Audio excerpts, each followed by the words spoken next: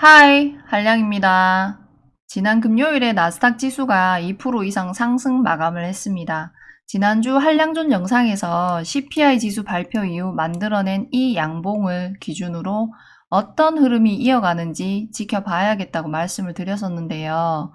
지난 금요일 나스닥 마감 기준으로 볼 때 다음 주 시장이 어떤 흐름이 나와주는지에 따라서 단기 바닥을 형성하느냐 마냐 방향성이 잡힐 것 같다는 생각을 하고 있습니다.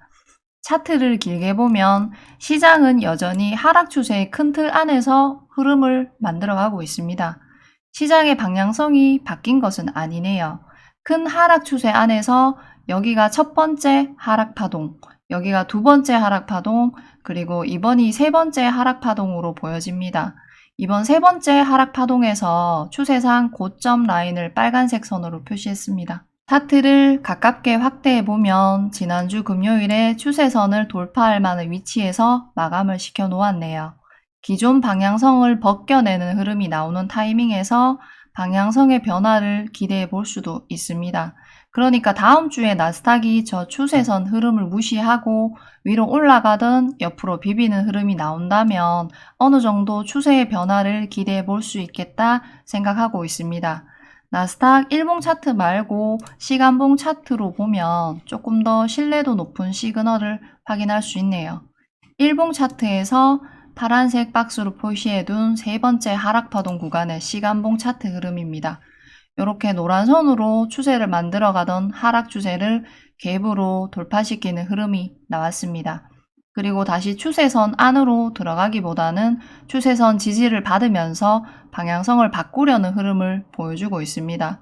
요즘 나스닥 변동성이 워낙 심하기 때문에 지금 자리에서 또다시 음봉이 연속으로 나와주면서 다시 하락 추세선 안으로 들어갈 수도 있겠지만 지금까지의 흐름으로 봤을 때는 방향을 틀어줄 가능성이 더 높은 모습이지 않나 싶습니다. 앞으로의 흐름이 세 번째 하락 파동의 파란색 박스의 절반까지의 반등이 나와주는 게 가장 좋다고 생각하고 있습니다. 제가 보기에는 이 큰 하락 추세를 벗겨내는 흐름이 나오려면 일단은 바닥을 잡아야 한다 생각하거든요. 지금 자리에서 파란 박스 중간 부분까지 반등이 나와주고 다시 조정을 받더라도 이 부분에서 바닥을 잡아주면 흐름이 좋을 거라 생각합니다. 올라갔다가 내려와서 바닥을 잡는데 최근 저점보다 높은 곳에서 바닥을 만든다. 이렇게 되면 저점이 높아지는 쌍바닥 흐름이 나오는 거네요.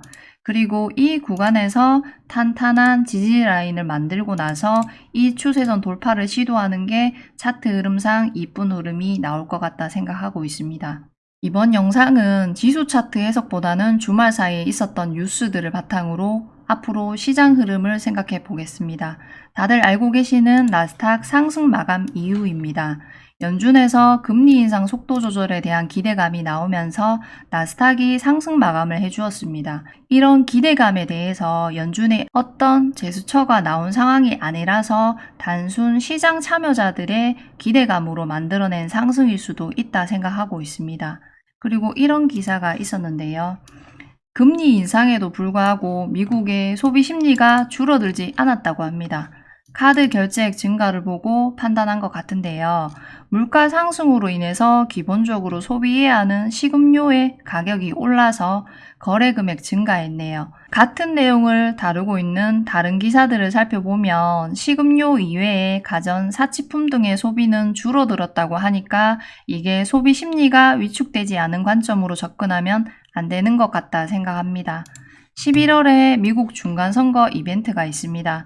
공화당이 지지율이 우세하다는 기사들이 많이 보입니다. 바이든 입장에서 앞으로 지지율 확보 액션을 취할 것으로 생각하는데요. 그로 인해서 중간선거 전까지 금융시장도 좋은 소식들이 나오면서 단기 상승 흐름을 예상해 볼 수도 있습니다.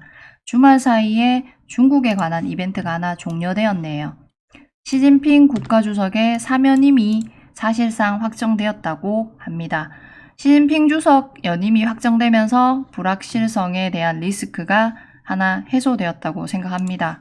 시진핑 주석 연임이 확정되고 나서 헌법 명기로 대만 독립 반대에 대한 입장을 내세우는 중국입니다. 집안일 해결하고 나서 다시 바깥 싸움에 집중하는 모습을 보여주고 있네요. 주말 사이에 미국에서는 중국에 대한 새로운 규제 방안으로 양자 컴퓨팅과 AI를 언급하기도 했습니다. 국내 관련주들이 시장에서 반응하는지는 한번 체크해 봐야겠습니다. 그리고 다가오는 11월 11일에는 중국 광군제 이벤트가 있으니 광군제 관련주들을 슬슬 체크해두면 좋을 것 같습니다. 유럽 쪽 상황을 살펴보면 영국 신용등급이 부정적으로 하향했네요. 최근 부자 감세 철회를 통해서 금융시장이 안정되는 것 같은데 이번 신용등급 하락이 유럽 시장에 악영향을 주는지 한번 지켜봐야 할 것 같습니다. 국내 시장이 미국이랑 중국의 영향을 많이 받는다고 하지만 지금 상황에서는 어디 한 곳에 한번 터지면 도미노처럼 영향을 받을 수 있는 상황이라 유럽발 금융위기도 항상 생각하고 있어야 할 것 같습니다. 이제 국내 시장에 영향을 줄 만한 재료들을 한번 살펴보겠습니다. 저는 레고랜드 부도 사태가 최근 가장 영향력 있는 이슈라 생각하고 있습니다. 2천억 원대의 어음부도 사태인데요. 강원도에서 채무 보증 이행 입장을 내세우기도 했습니다. 레고랜드 영향으로 둔촌주공도 사업비 조달에 실패를 했다고 하네요. 기업이 투자 활동을 하기 위해서 돈을 끌어다 쓸 만한 환경이 만들어지지 않고 있습니다.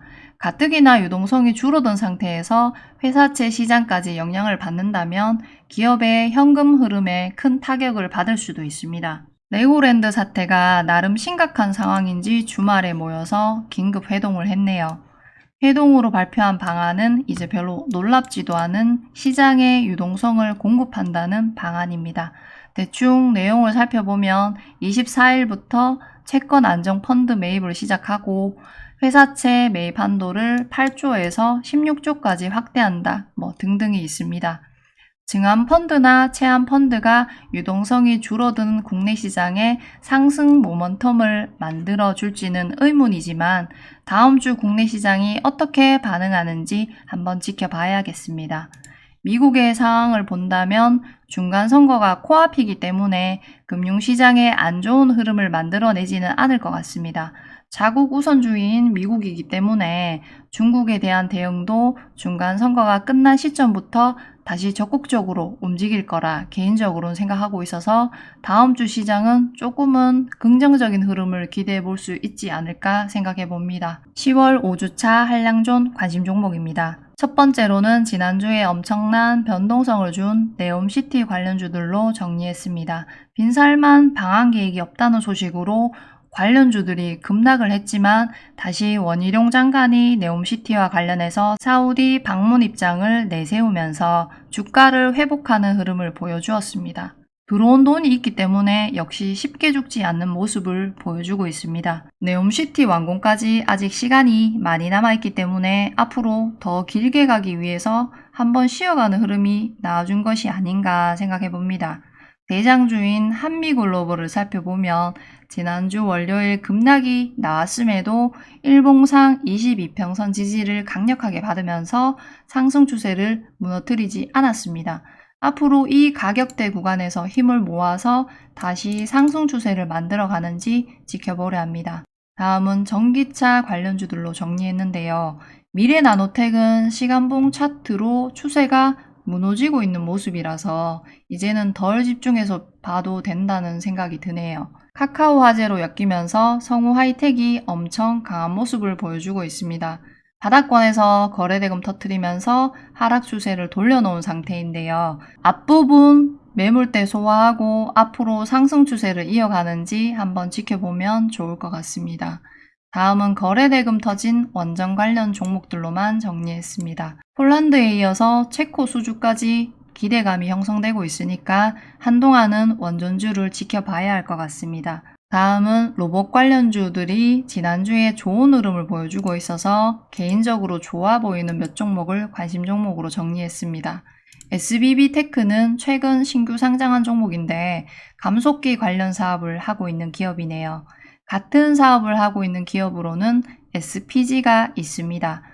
상장 첫날 상한가를 기록하고 나서 지금 일정 가격대에서 박스권을 만드는 흐름을 보여주고 있는데 다음 주에 지수 상황이 좋다면 두 번째 상승 파동이 시작되는지 한번 지켜봐야겠습니다. 다음은 레고랜드 관련해서 신용평가, 채권 추심 관련 업을 하고 있는 SCI 평가 정보랑 고려 신용 정보를 관심 종목으로 정리했습니다. 그리고 바이오 종목 중에서는 거래 대금이 터진 종목이나 상승 추세를 유지하고 있는 종목, 아니면 재료가 살아있는 종목들을 정리했습니다. 그리고 주말 사이에 이런 뉴스가 하나 있었는데요. 삼성이랑 엮이면 한 번쯤은 시세를 줄 만한 재료이기 때문에 관련이 있어 보이는 두 종목을 관심 종목으로 정리했습니다. 마지막으로 개별 종목 몇 가지를 관심 종목으로 정리했습니다. IMBC를 잠깐 보시면 다음 주에 주봉상 지금 자리에서 위로 쳐주면서 마감시키지 못하면 단기 상승 추세는 끝났다 생각해야 되지 않을까 싶습니다. 한국정보통신은 애플페이 출시 기간이 조금 남아 있어서 재료 소멸 전에 한 번의 시세는 더 주고 끝내는지 지켜보면 좋을 것 같습니다. 다음 주는 코스닥이 700포인트 근처까지 상승하는 흐름이 나와주면 좋겠습니다. 다음 주도 안전 매매하시기 바랍니다. 화이팅!